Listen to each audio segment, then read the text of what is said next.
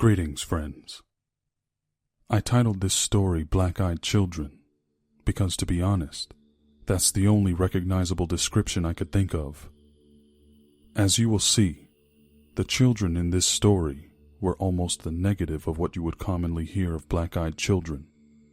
Normally, these are children with inky black eyes who try to convince unsuspecting homeowners to let them in at night. You'll see the difference later on. This is a true story, and both myself and my real-life younger brother were a part of it. It all started one afternoon when I was about age 12 or 13. My younger brother Steve, who you may know by now, was around 10 years old. We found a new park about 20 minutes away from where we lived. We rode our bikes there along with a few of the neighborhood kids we used to run with.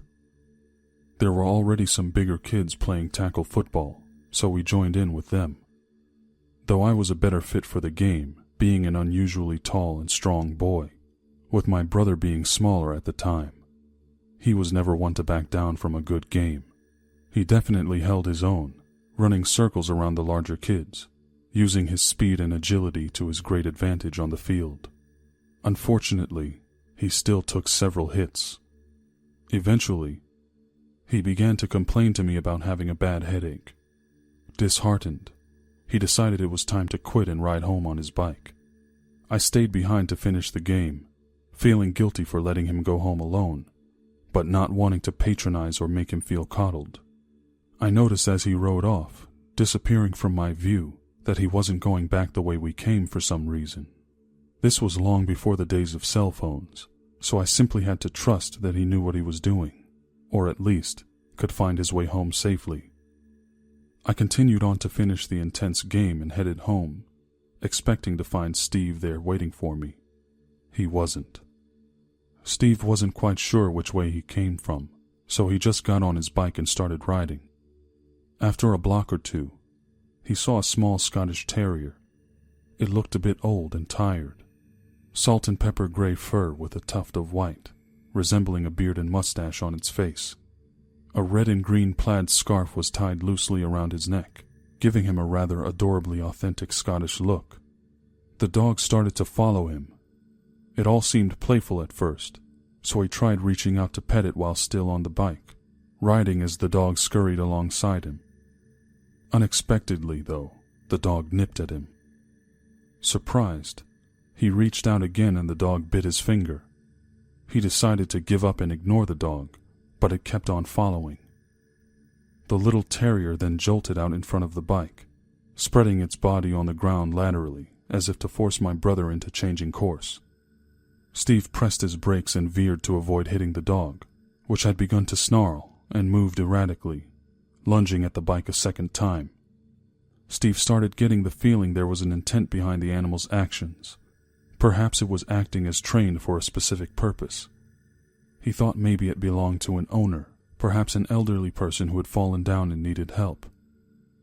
The Scotty dog, as he called it, appeared to be trying to guide him toward a certain street. He followed, thinking someone must have needed help. The dog led him to a dead-end street, a cul-de-sac with a single house at the end of it.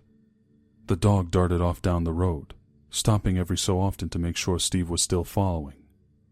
As he got closer to the house, he noticed two children standing side by side on the sidewalk out front, a boy and a girl. They both had bleach blonde, almost white hair, and wore ornate, baby blue clothing.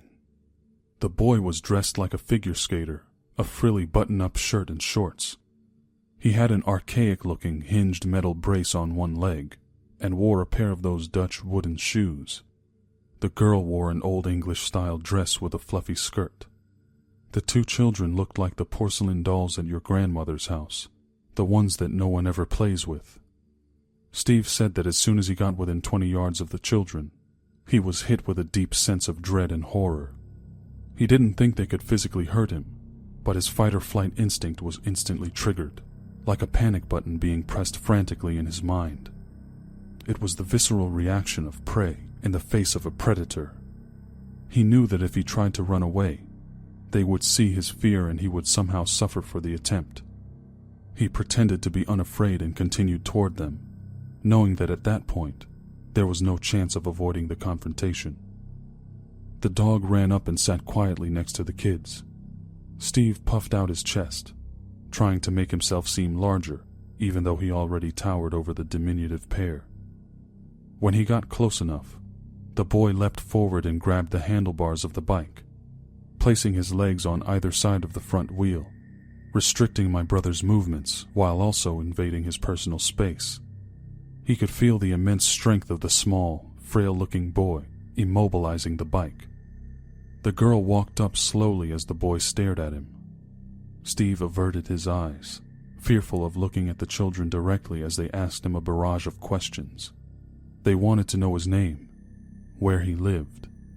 He hesitantly responded with lies, saying that his name was Jimmy and that he wasn't from around there, trying to deflect as many questions as he could. The boy and girl took turns asking invasive questions in a unilateral conversation. They asked the questions, and he gave the answers. Every so often he tried to interject with his own question, but they never acknowledged his attempts. They would simply ask another question which he then felt compelled to answer. He was afraid of lying to them in the same way a boy would have reservations, lying to any authority such as a parent, a teacher, or a police officer. In this interrogation, Steve described the boy as being the obvious bad cop, his eyes relentlessly grilling my brother and demanding answers. The girl, on the other hand, was more of a good cop character, her eyes softer, her demeanor less invasive, more inviting and warm. While the boy offered nothing, the girl offered enticing prospects and deals, instead of just telling him what to do. Steve had the distinct sense, though, that the girl was actually the one in control. Unlike normal black-eyed children who try to convince unsuspecting home dwellers to let them in, these incessantly invited him to go inside their house. The environment around the house seemed hazy and out of focus. His memory of the house itself is obscure at best. All he remembers about it is its dark, oaken color and a tall, prominent stained glass window on the front door. His focus was on the two terrifying children, with a special attention to avoiding eye contact with either of them. He made the mistake of looking into the girl's eyes, once, and only once. They were almost a white crystal blue with nearly invisible, pinpointed pupils. She kept maneuvering her face into his field of view, as if to make him look into her eyes again.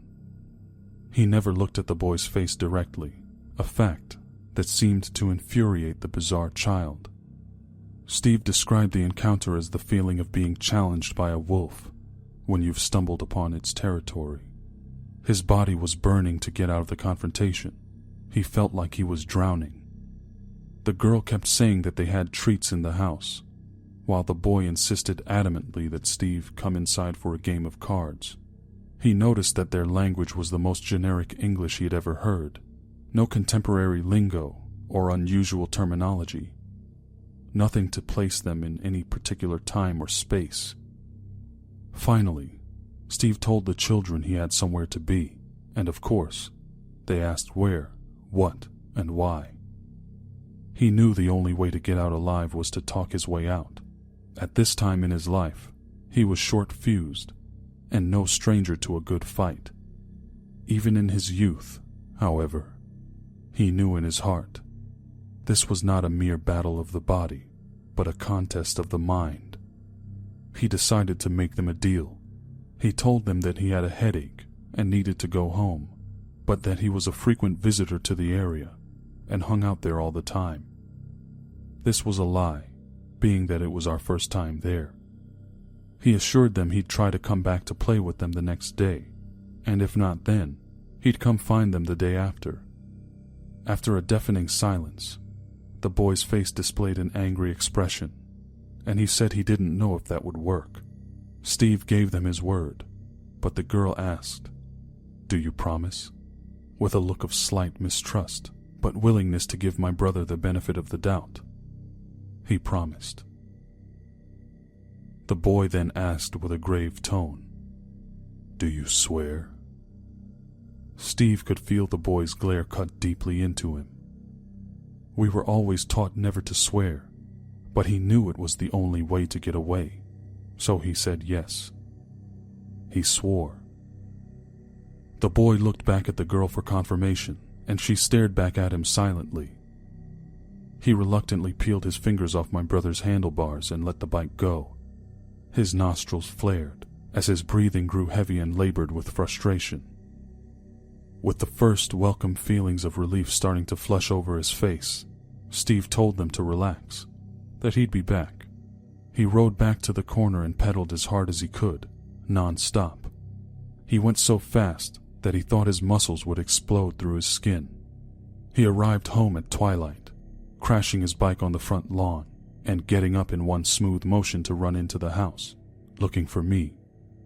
He found me in my room and tried to tell me everything, rambling barely intelligible words in his panic and excitement.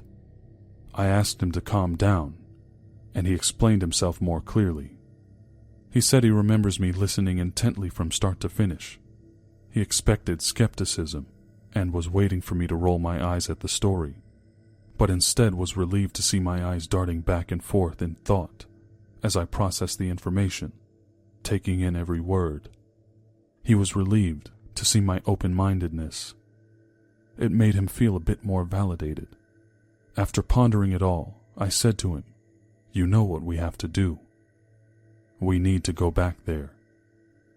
The next morning, I called a meeting of all the neighborhood boys, knocking on doors and rounding everyone up. Steve made sure I was the one to tell the story, being the understood ringleader of the ragtag crew of about 13 local kids.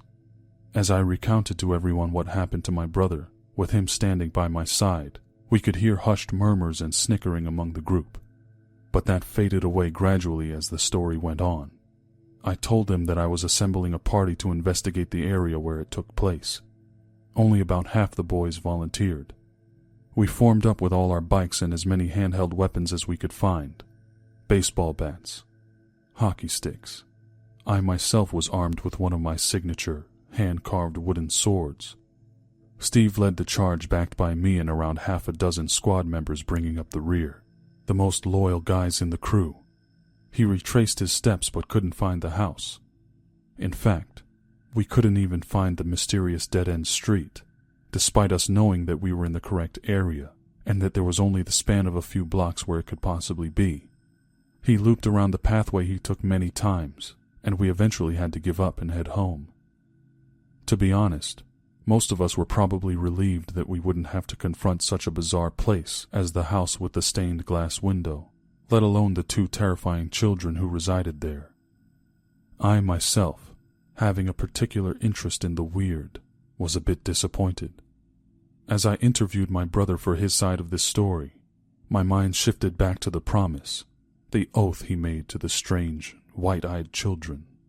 I wonder if they've forgotten or forgiven his promise to someday come back and play with them. Steve has a child of his own now. I can only hope and pray that she never finds herself lost on a dead-end road, with those 2 porcelain figures standing at the end. Just to be safe, I hope she never runs into a little Scotty dog on her way home from the park, as her father once did. Thank you so much for listening, my friend. If you enjoyed this video, please give it a thumbs up and subscribe, and share it if you want. Don't forget to check out my other videos as well. I have a growing library of true scary stories, along with an original, episodic story I'm writing called The Dreamer. Everything on my channel is written and performed by me, unless otherwise noted. I'm Mr. X, and may your nights be full of dreams.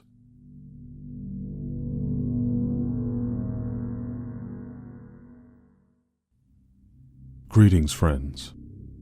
First of all, I'd like to thank each and every one of you for your support. As I have requested, so many of you have reached out to me, explaining your experiences ranging from the bizarre to the terrifying.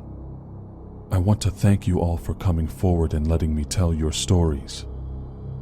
Now, I present to you 2 shadow people encounters from among you, my dear and faithful dreamers.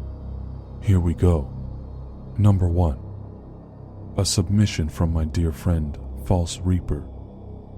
For as long as she could remember, She's been plagued with sightings and experiences with various dark entities, including shadow people. She can trace back the feelings of dread to her very earliest years, and because of this, she wasn't quite sure where to start. She told me that she normally avoids telling people about these events for fear of ridicule, but hopes that her story can be of some use to me. I tell you, friend, you came to the right place. False Reaper has, over time, learned to live with seeing these bizarre things. It's all a part of her own personal hidden world, in that she doesn't often share the details. After all, who wants to have people thinking you're crazy? To start with, she decided to tell me about the entity that's been with her the longest. She admits that her memory is not all that great, and that she seems to have forgotten a lot of her childhood. But one thing that stands out in sharp definition is her shadow follower. The figure has even been seen by her friends on occasion. The most potent of these was at a sleepover one night at her best friend's apartment in Anaheim, California. That night, False Reaper was sound asleep in her friend's room, along with a couple of the other girls scattered about. All was quiet except for one girl, Anna, who was awake, sitting up in bed and playing around on her computer. As she typed away on the keyboard, Anna could see through a doorway into the kitchen, which was out of focus as she stared at the bright screen. The kitchen area was faintly illuminated by the light coming in from outside, but she noticed a disturbing blot of darkness just beyond the edge of her screen.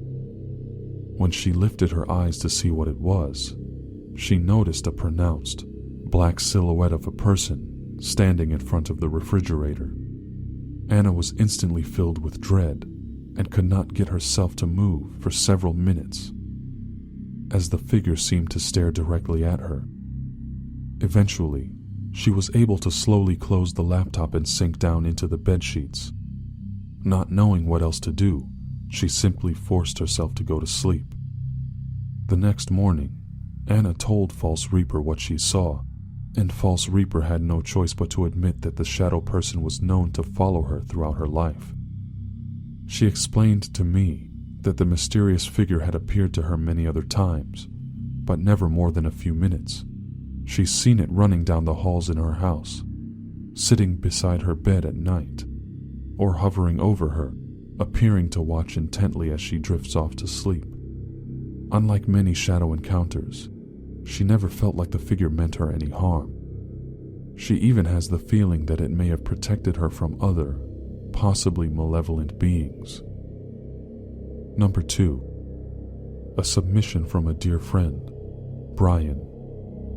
Many of the people who encounter shadow creatures have always known them as an unexplainable fact of life.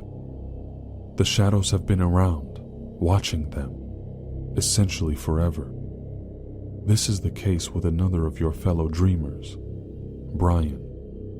He used to catch fleeting glimpses of them from a distance, popping into the world only for a few seconds before vanishing again the way they came. He found himself, in the past, able to largely brush them off as figments of his imagination. However, over the past 3 years, that began to change. In his words, things have gotten worse. It started one night. There was a full moon and not a cloud in the sky. Brian woke up from his sleep at around 2 a.m. to have a glass of water. As he walked past his dining room, he looked out the window and saw a menacing dark figure standing outside. He couldn't pick out any specific features. It was a vague, humanoid shape, which stood in contrast with the bright moonlight shining into the window.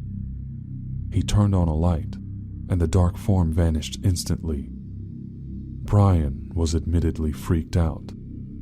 The feelings brought about from the encounter subsided as several months passed without incident. Being the kind of guy who needs noise in order to get to sleep, Brian put on an online radio show which played through the speakers of his computer. He lay down on his side, facing away from his bedroom window, and closed his eyes. Moments later, the sound on his computer suddenly cut off, His eyes shot open and darted around in the darkness.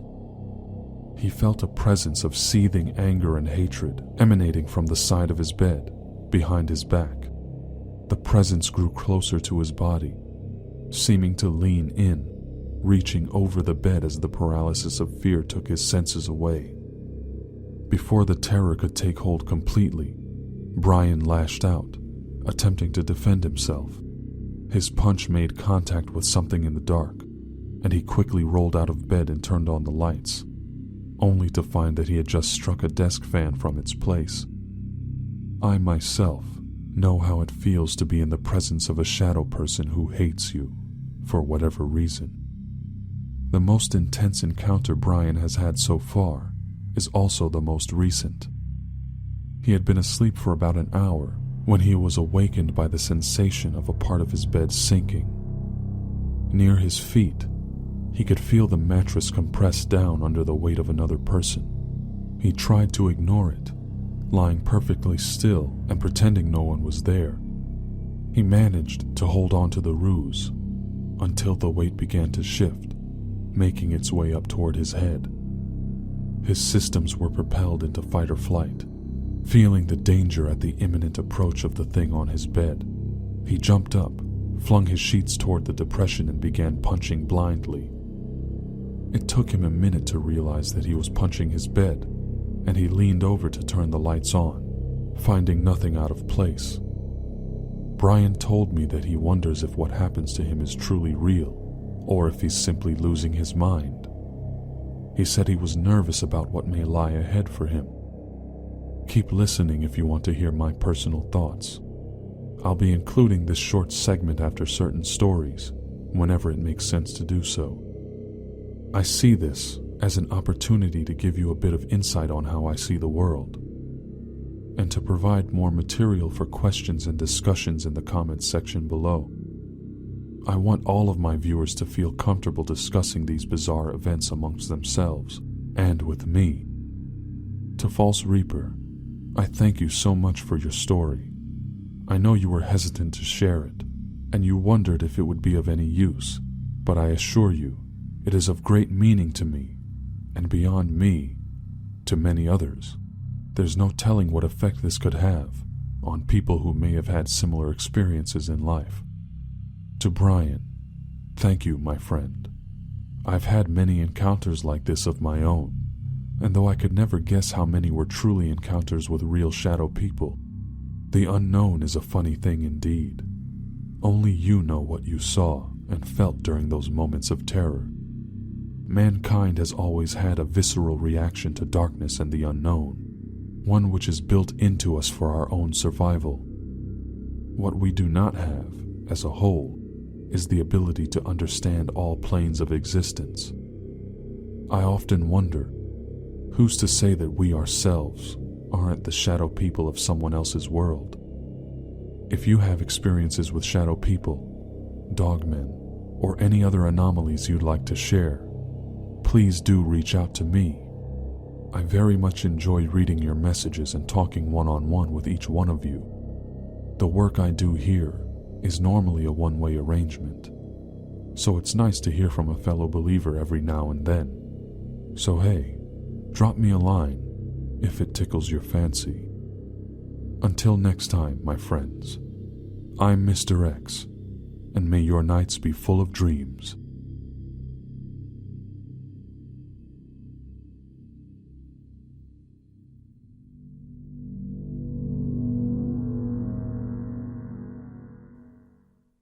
My name is Steve.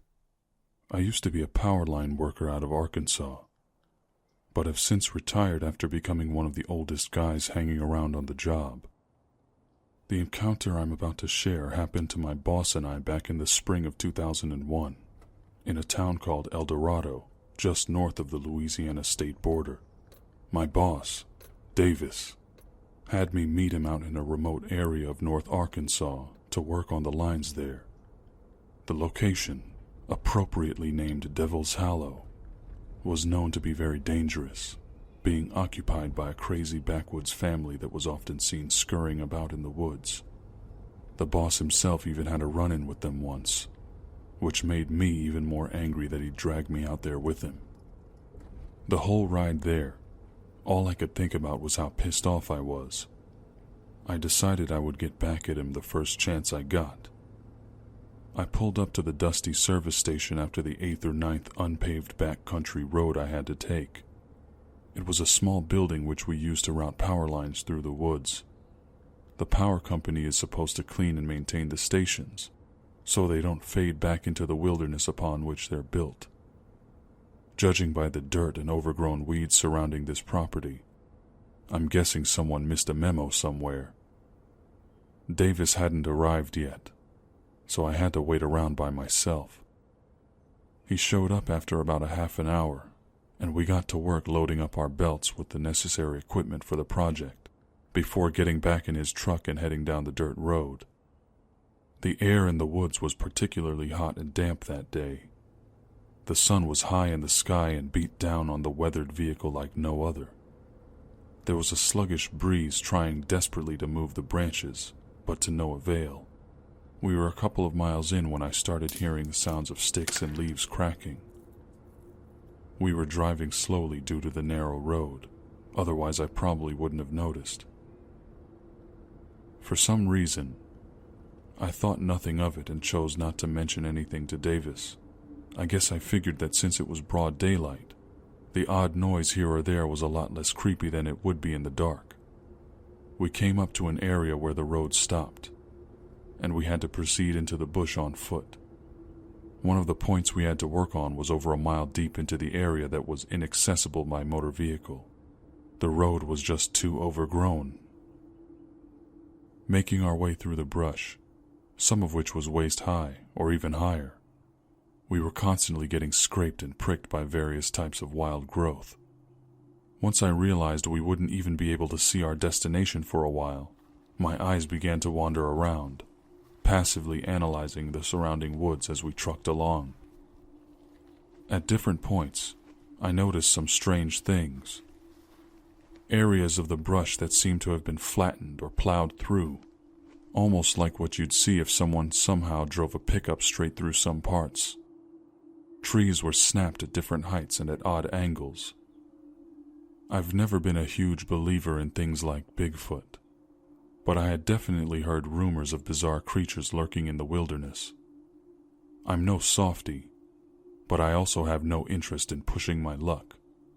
I started to speak up, finally telling Davis that there was something fishy going on and that we should go back to the truck, which was at least 1.5 miles away at that point. Of course, he barely acknowledged me and just kept pushing forward into the thickets. Another, very loud crack of a large tree branch breaking nearby, just up ahead of where we were, followed by a deep, billowing whooping sound. That was enough to make me decide to turn back. The hairs on the back of my neck stood up and I got goosebumps all over. I wasn't really scared, but I just had the feeling that we needed to get the hell out of there. Davis disagreed, but that literally could not have mattered less at the time. Not to me, anyway. I calmly did an about-face and started back to the truck. I must have been traveling at a decent clip because I covered that 1.5 miles in just over 15 minutes. When I got there, I plopped down into the passenger seat and laid my head back, resting my eyes. About 15 minutes later, I saw Davis's head bobbing up and down, in and out of the bush, as he ran as fast as he could toward the truck. Thinking back at how pissed I was at him for dragging me out there, I quickly pushed down the manual locks on the door and shut my eyes, pretending to be asleep. I kept one eye cracked open to watch him come hobbling out of the brush.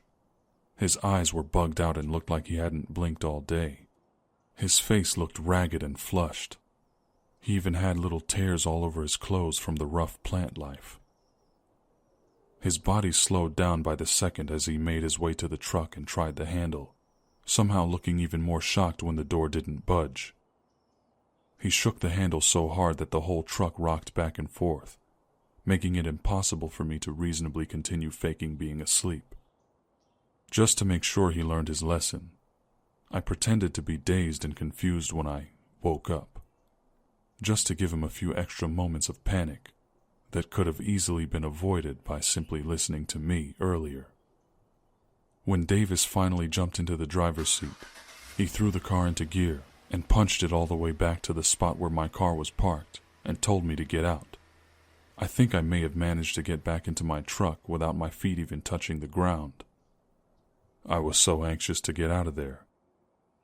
I never told Davis about how I faked sleeping just to mess with him.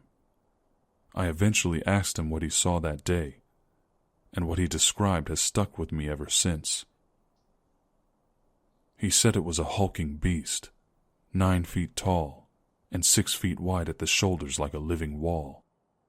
He said it was covered in jet black fur and had deep-set, beady-looking eyes that seemed to exude a pure, distilled evil intent.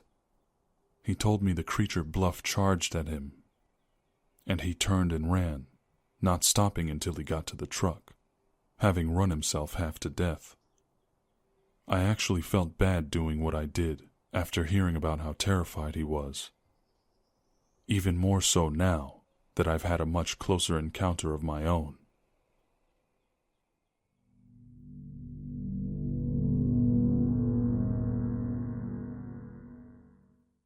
I recently invited an elderly man to my home for an interview. I had previously mentioned to his daughter that I was looking for scary stories, and he had mentioned to her that he had one he'd like to share. We sit down on lawn chairs in my back patio. The pitter-patter of a light rain comes in from outside. He nestles down into the seat, folding his hands and closing his eyes, a stern expression slowly taking over his face. He begins to recount to me a personal, heartbreaking story from the dark side of his homeland. You see, in Haiti, there are mystical practices and superstitions abound. Spirits and magical creatures are said to own the streets of some rural communities after the sun dips below the horizon. The old man I interviewed, I'll call him Rick, told me the tragic story of his mother, a lovely, strong and beautiful woman who cherished her family dearly. She was the proud mother of 7 healthy children, but unfortunately, there was a local couple who wanted her dead for some mysterious reasons. They would constantly attempt to poison her food and water supply, and would frequently be heard shouting curses and trying to cast bad spirits onto her and her family. One day, his mother suddenly fell ill. Her condition deteriorated quickly, and she soon passed away. Rick, who was already in America at the time, received a phone call from his eldest sister, who was still living with the mother. She was distraught, crying and insisting that the enemies had finally gotten their way. A burial was arranged, just a couple of days after Rick's mother drew her last breath. It was a sorrowful occasion, with dozens of people coming to mourn their beloved sister and neighbor. Rick was regrettably unable to afford the trip back home to attend the ceremony. His mother was placed in a wooden casket and left on a pedestal in the cemetery to be interred the next day. That night, one of Rick's younger brothers was walking home from visiting family, taking a path that led him by the cemetery. He was stopped in his tracks when he saw a group of cloaked men standing in a circle around his mother's casket. Hiding in the foliage nearby, just off the well-traveled road, he watched as the men, in unison, called out his mother's name. His eyes widened and then shut tight, flinching at the sound of cracking wood slicing through the warm night air. His mother's arms came bursting through the lid of the coffin, and she sat up. A tired, blank expression carved into the weathered, yet beautiful features of her face. She seemed to stare into the night, without a thought in her mind. His dearly departed mother had become a shell of her former self. She had become a zombie. The young boy looked on in horror as one of the hooded men took his mother's hand and led her out of the shattered box. He began quietly trotting down the path as fast as he could, trying to get home to tell his sisters. As he was explaining what he had seen, they began to hear several sets of footsteps approaching the house. Grass crinkling and cracking produced clear indications of their ominous presence. The strange, cloaked men were circling the house with their mother in tow, guiding her by a twine cord wrapped about her neck. Her shambling gait could be heard distinctly from those of the men. With each revolution around the house, the hooded men called out in a singular, booming voice the names of each of the children. Even Rick's name was called, though he wasn't present at the time. The children all knew the legends surrounding this particular ritual.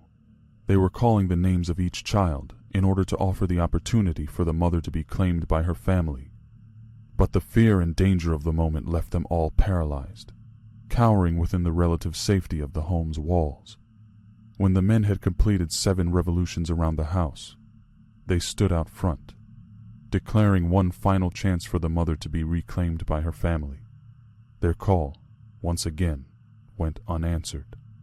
The mysterious entourage withdrew immediately into the night, taking the mother with them for their own purposes. Throughout the following weeks, she appeared within the dreams of her eldest daughter, explaining that she had been taken very far away and would never be able to see her children again. In the dreams, she asked why this had happened to her. Her daughter never had an answer. The young woman had the same dream over and over again, racking her mind with the guilt of leaving her mother to such a fate. Months later, a man approached one of the daughters, offering her the chance to follow him to an unknown location, and promising that he would reunite her with her lost mother. She ran from him, terrified of meeting the same dismal fate of becoming zombified, consigned to a labor camp to work day and night, being abused in various ways, and treated like an animal. Rick sits in the chair in my home as I listen to his heartbreaking story, typing away at the notes on my laptop. With tears in his eyes and a slow exhale, he concedes to me that he would have gone with the strange man, that he would have gone to any distance and faced any danger for even the slightest chance of seeing his beloved mother again. I close my laptop screen and we sit in complete stillness. No sound but that of the gentle breeze coming in through the screened walls of the patio. Thanks for listening, friends. I have several more of these interview-based horror stories planned for the near future. Let me know what you thought about it. Don't forget to like and subscribe for more content like this.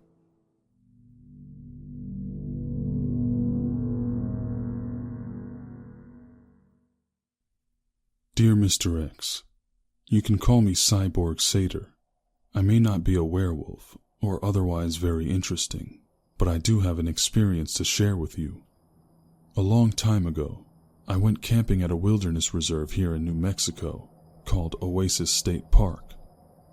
Trust me when I tell you that hearing a howl in the middle of the night can be quite unnerving, especially when your only protection is the nylon wall of a tent.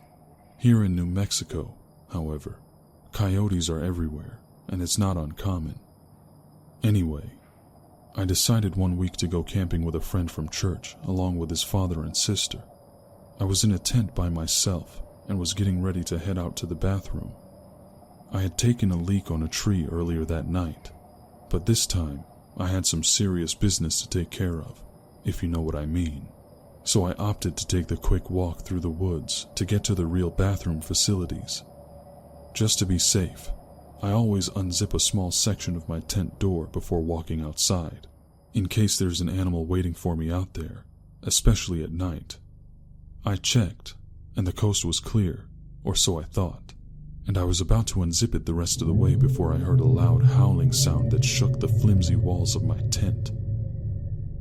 Now, I'm very accustomed to hearing coyote howls, but while this one had a similar feel to it, there was definitely something alarmingly off. It was deeper, more menacing. My gut reaction was to freeze, so I did.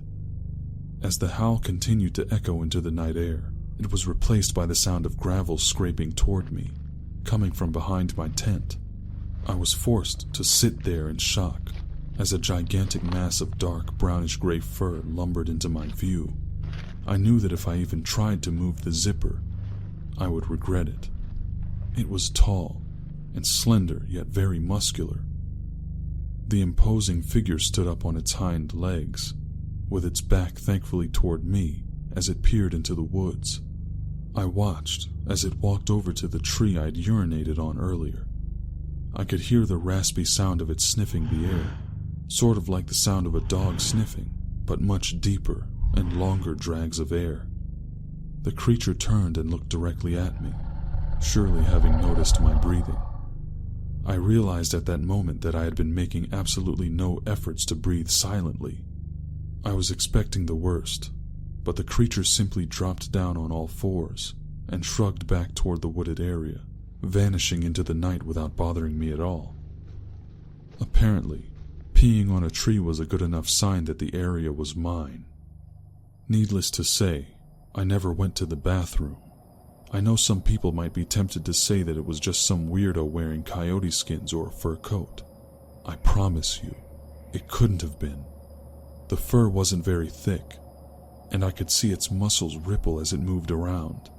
Even more convincing was the fact that the fur was completely flush with the skin. One weird thing I forgot to mention was when the thing went down to its 4 legs, I heard its knees making a loud, stomach-turning popping sound. Imagine the sound of you popping your knuckles, and then amplify that by about 60. Its knees had to basically bust out and slide into different positions for it to walk on all fours. Anyway, that's my short encounter with what I believe was a dogman, or a coyote man, or whatever it was. When I asked my friend and his family if they heard the howl, they said they did but just ignored it, hoping the animal would go away. Ever since then, I've been fascinated by stories of wolfmen.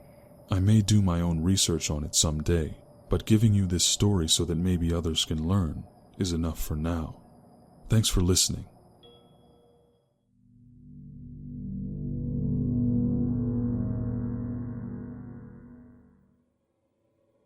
Dear Mr. X, it's me, Becca.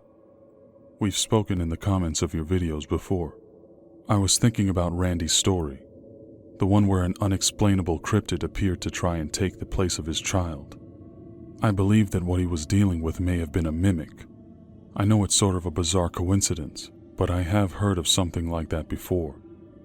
In my research and experience, I find that cinnamon seems to work at warding off mimics. It worked for the family of a friend of mine, and that's actually the story I have for you today. This happened when I was a little girl back in the early 90s, maybe around 93. I had a friend named Sandy. She was an only child until the age of about 4, when her sister Faye was born. One summer, when Sandy was about 7 years old, her parents decided to take a cross-country road trip to Disney World in Florida.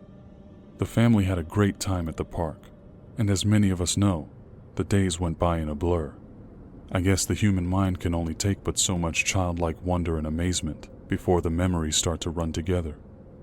Before she knew it, Sandy and her family were packing up the minivan to head back home. After a few more days of driving, they finally made it home and unpacked their things, but something was wrong. Sandy noticed that somehow there was no longer just one Faye, but 2.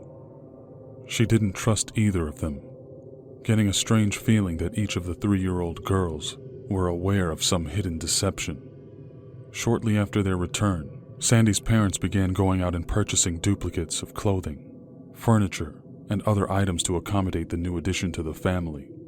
I remember talking to Sandy, and both of us being confused about the whole thing, even with our young, normally carefree minds.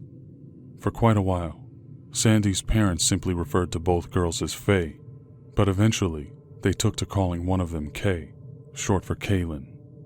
Now here's where the cinnamon came in. Sandy's mother used to make her favorite cookies, snickerdoodles. After Kay showed up, Sandy complained that her mom never made them anymore.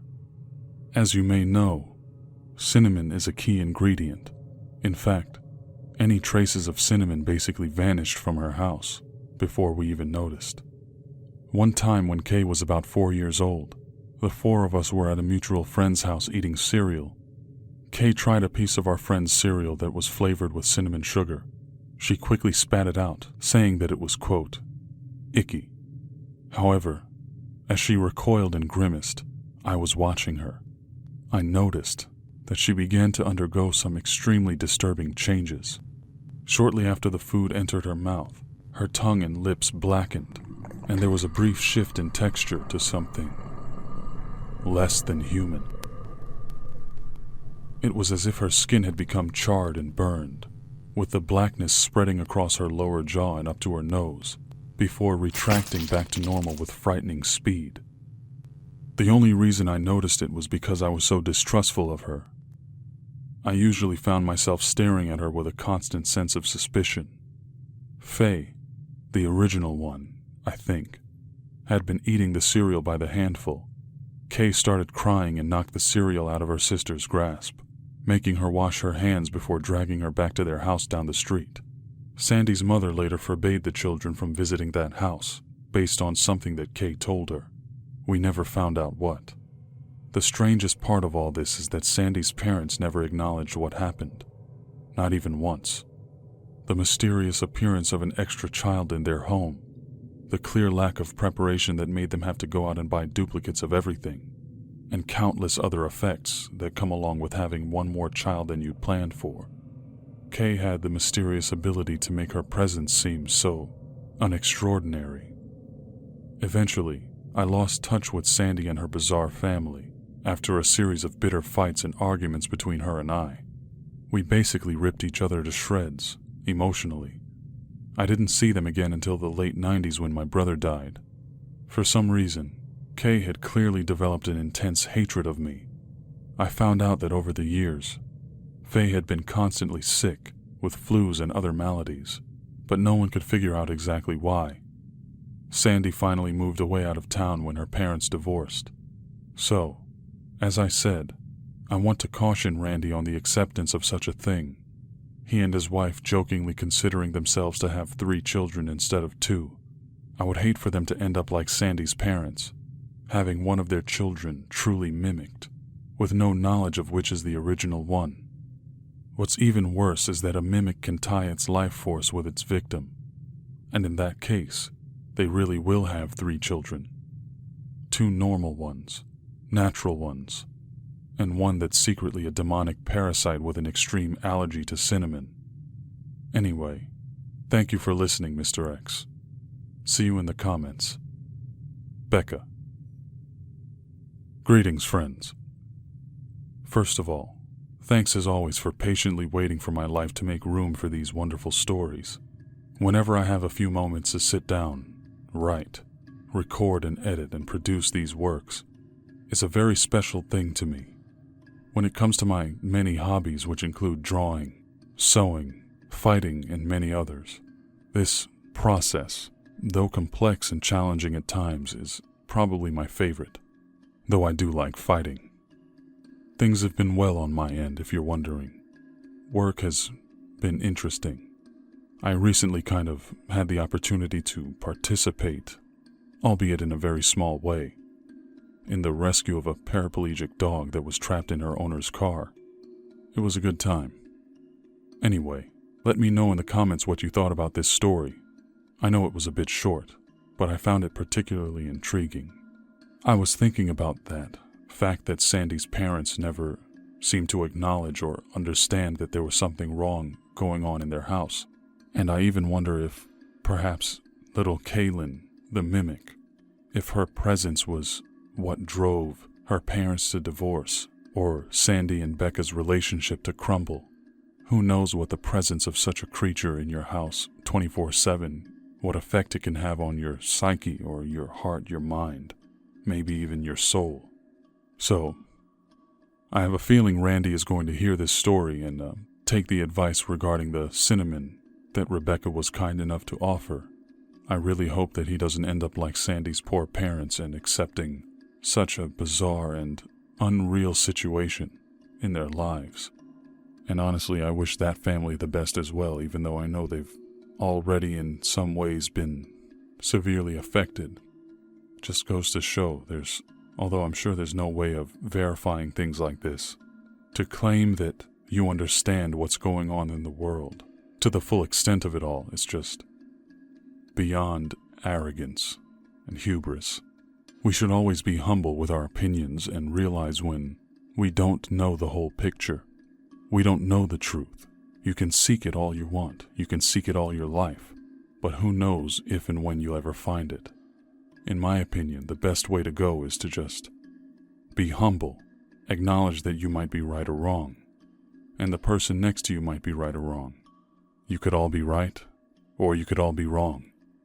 We live in a world where there may simply never be a method of proving which way is right or wrong, what's true and what's not. Anyway, I hope this message finds you well, my friend. If you're a ride or die, and you enjoyed this video, give it a thumbs up, subscribe, and share with your friends. At this point, we're pretty well on our way to 10K, 10,000 subscribers. I never thought that would be a realistic goal in mind. I hope to make it by the end of the year. Until next time, my friends, I'm Mr. X, and may your nights be full of dreams.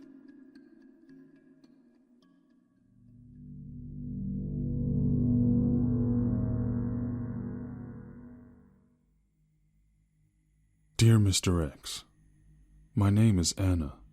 I wanted to tell you about a disturbing encounter I had with what I can only describe as black-eyed kids.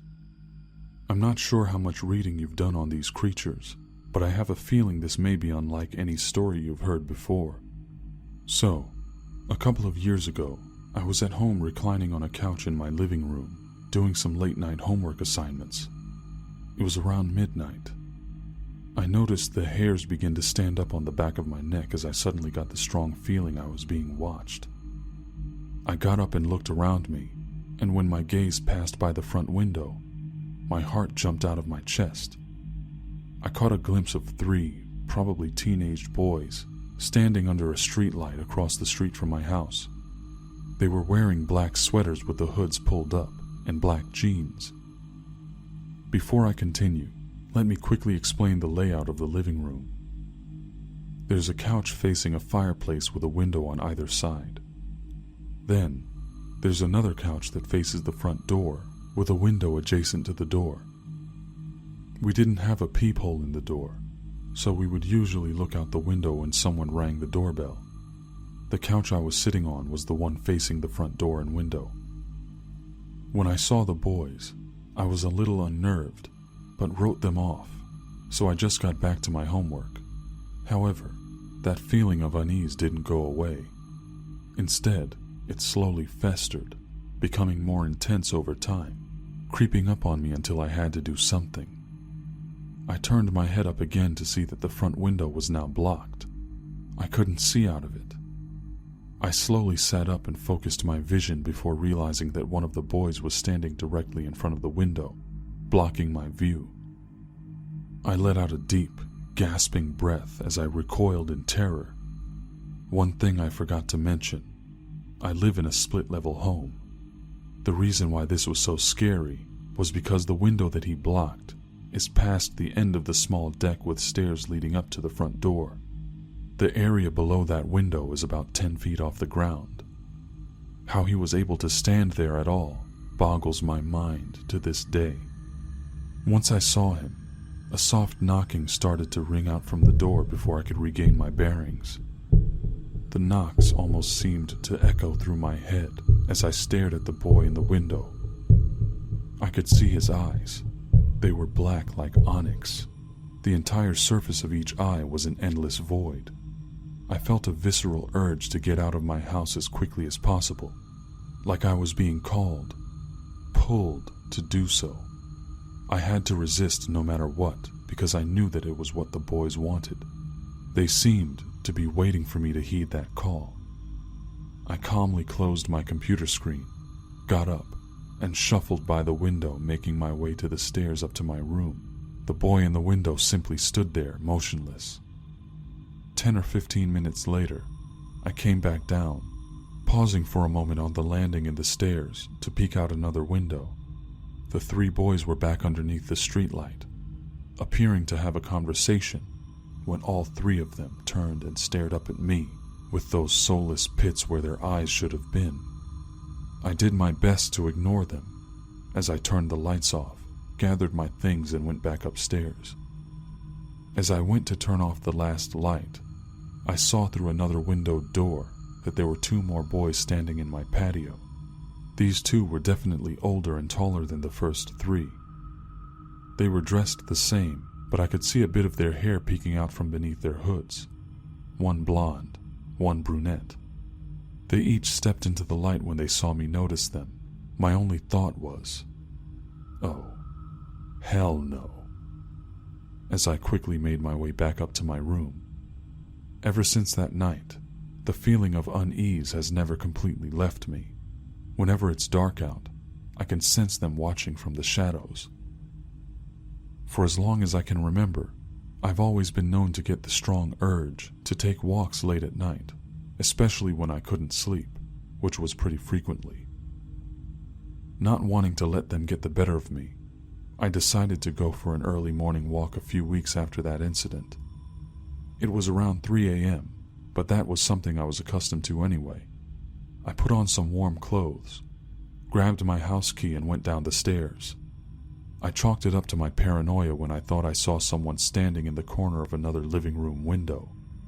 However, this feeling of dread hit me as soon as I went outside and locked the door behind me. I almost turned back, but I didn't want them to defeat me. I gritted my teeth and went down the stairs to get to the sidewalk. I was stricken with terror when I looked down the street and saw the shadowy, hooded forms of several boys standing side by side, only about a block down the road. I quickly turned around to see a similar group of boys blocking the road in the opposite direction, boxing me in. I made a beeline for my front door, and my hands shook as I fumbled with the key to get myself back inside. Lately, I've been seeing them in my dreams. The settings and occurrences are always different, but the message remains the same. We're coming for you. It truly freaks me out. Thank you for listening, Mr. X. Take care. Greetings to my fellow dreamers, old and new. If this is your first time listening to my voice, allow me to welcome you to the Legion. Here, as long as you wish to stay, I will regale you with tales of many kinds, true accounts of the bizarre and unexplained, original works of fiction, and anything else that happens to pique my interest. I've been seeing many new faces over the past couple of weeks, since I began releasing these hour-long compilation videos, so I just wanted to give you guys a heads up and take a few minutes to let you know what this channel is about and what you can expect. That's one of the reasons why I left some of that post-story commentary in some of the entries that you just heard. So, I have plans for a few more of these long-format videos, to include one featuring primarily non-paranormal stories. I also have one for creepypastas, shadow people, nightmares, glitches in the Matrix. But I don't want you to have the expectation that this is the normal type of video that I always produce. Each one of these individual stories takes several hours for me to produce because I do all the research, the writing, performance, and editing, not to mention sound effects and music and things like that.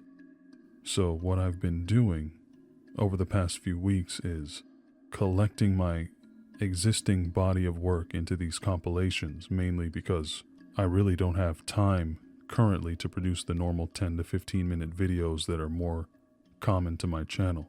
Soon I'll be going back to those normal shorter videos. Then once a new crop of those have been released and in circulation, I'll do a few more of those compilations. So in the meantime, there are plenty of specific playlists to choose from on my channel if you really want to have a non-stop listening experience. I have a playlist for true scary stories, one for creepypastas, and a whole bunch of other categories. Most of the individual videos actually offer a little bit more in the department of bonus commentary and theories and updates about some of the people involved, which I actually removed from the compilation videos just to streamline it a little bit, because it seems like sometimes people don't really like to hear that during a long session of just sitting and listening to stories. If you're interested, I also have what I consider the crown jewel of my YouTube writing career so far, is about a 4-hour long story kind of in audiobook format, I wrote and performed myself, called The Dreamer. It's kind of an epic, supernatural, paranormal adventure type of story, and I think you'll really enjoy it. The links to all these things I'm talking about are all going to be in the description box down below. So anyway, what did you think about these stories you just heard? What was your favorite? Do you love me like I love you? Let me know in the comments section down below. If you enjoy my videos, please share them with your friends, and make sure you subscribe and turn on those notifications to make sure you don't miss my next move. Until next time, my dear friends, I'm Mr. X, and may your nights be full of dreams. Oh, and by the way, if you're hearing this message, you have proven yourself to be a special kind of listener.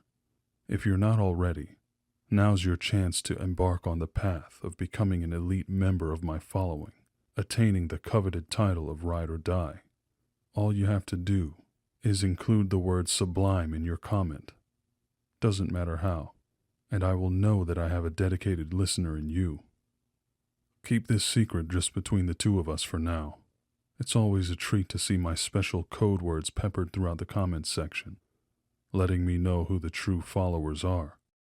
The more of my videos you listen to, the more sense this will make.